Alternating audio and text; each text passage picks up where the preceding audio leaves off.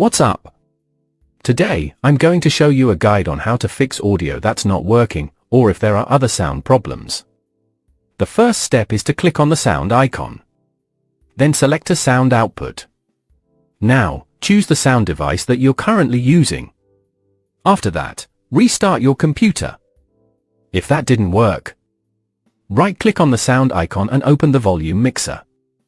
Reset the volume of the application you're using. Then close the window. Right-click the sound icon again. And click on Sound Settings. Choose the sound device you're currently using.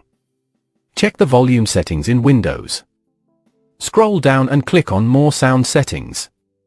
Here, deactivate any sound devices that are not currently in use. Right-click on the device you're using.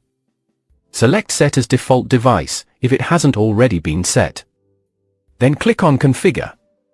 Complete the setup. And click Finish. Now click on Properties. Go to the Enhancements tab. And check Disable All Enhancements. Click Apply. Then go to the Advanced tab.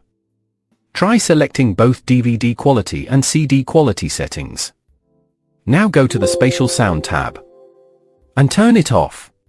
Click Apply, and then OK. Restart your computer. If that still didn't work, click on the search box and type Device Manager. Open Device Manager.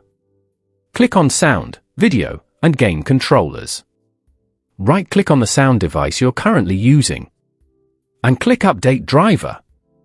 Choose Browse My Computer for drivers. Then click on Let me pick from a list of available drivers on my computer. Select the correct model and click Next. Wait for the update to finish. Click Close. Then close Device Manager. And restart your computer. If the issue still isn't fixed, use the sound troubleshooter built into your system.